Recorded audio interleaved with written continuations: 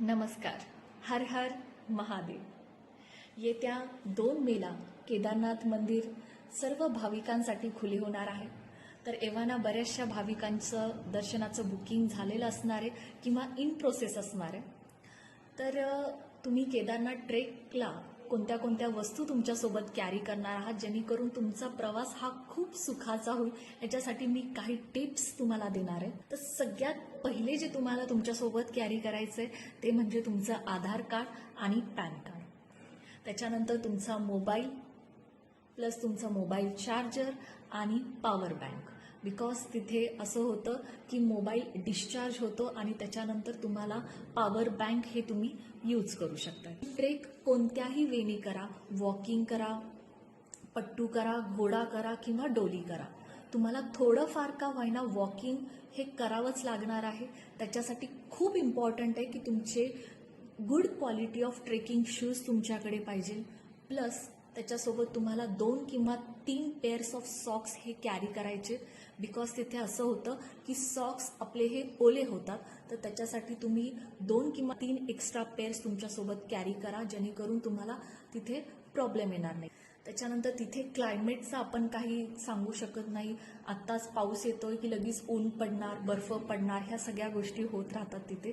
त्याच्यामुळे तुम्ही रेनकोट हे जे सीतापूर पार्किंग आहे, तुम्हाला तिथे प्रचंड रेनकोट विकणारे मिळणार आहेत. तर तिथे तुम्ही 60 टू मॅक्स 70 रुपीजपर्यंत रेनकोट खरेदी करू शकताय. इथून तुम्हाला घरनं रेनकोट नेण्याची काही गरज नाही आहे. ते यूज आणि थ्रो रेनकोट असतात. त्याच्यानंतर खूप इम्पॉर्टंट मेडिसिन्स. तुम्हाला अंगदुखी, डोकेदुखी, लूज मोशन्स, कफ, कोल्ड ह्याचे सगळ्याचे मेडिसिन्स तुमच्यासोबत ठेवायचे. प्लस थोडंफार बँडेज किंवा लागणारे काही सोफ्रामायसिन हे असेही तुम्ही घेऊ शकता सोबत. झेंडू बाम तुमच्यासोबत ठेवा. आता तुमचे विंटरचे क्लोथ्स कसे तुम्ही घेणार आहे ते म्हणजे सगळ्यात पहिले तुम्ही आतून थर्मल घेतलं तर एनी टाईम बेस्ट असणार आहे तिथे. थर्मल नंतर तुम्हाला विंटर जॅकेट लागणार प्रॉपर, बिकॉज तिथे मोस्ट ऑफ टाईम मायनसमध्ये सुद्धा टेम्परेचर जाण्याचे चान्सेस असतात. आणि हँड ग्लोव्स तुम्हाला लागणार. तुमचं स्टेचं बुकिंग हे तुम्ही आधीच प्री प्लॅन करून ठेवा जेणेकरून तिथं गेल्यानंतर तुम्हाला प्रॉब्लेम नको. सो तुमच्यासोबत तुम्हाला टूथपेस्ट, टूथब्रश हे पण कॅरी करायचं आहे. आणि खाण्याच्या वस्तूंबद्दल सांगायचं झालं तर तुम्ही तुमच्यासोबत एकदम लाईट वेट असं घेऊ शकताय सोबत, जे तुम्हाला हेल्दी पण राहील आणि तिथे पोट भरेल असं तुम्हाला तुमच्यासोबत घ्यायचं आहे. जसं की ड्रायफ्रूट्स घेऊ शकताय. आणि ट्रेक सीतापूरपासून तुम्हाला केदारनाथ मंदिरापर्यंत खाण्याचे भरपूर स्टॉल्स मिळणार आहेत. सो तसाही काहीच प्रॉब्लेम तिथे येणार नाही. जसं की तिथे मॅगी असणार आहे, केळी असणार आहे, राईस असणार आहे. सो तेही तुम्ही प्रेफर करू शकता.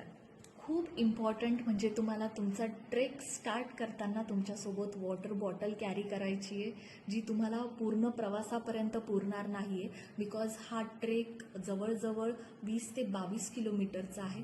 तर मध्ये तुम्हाला दुकानंही आहेत जेथून तुम्ही वॉटर बॉटल परचेस करू शकता.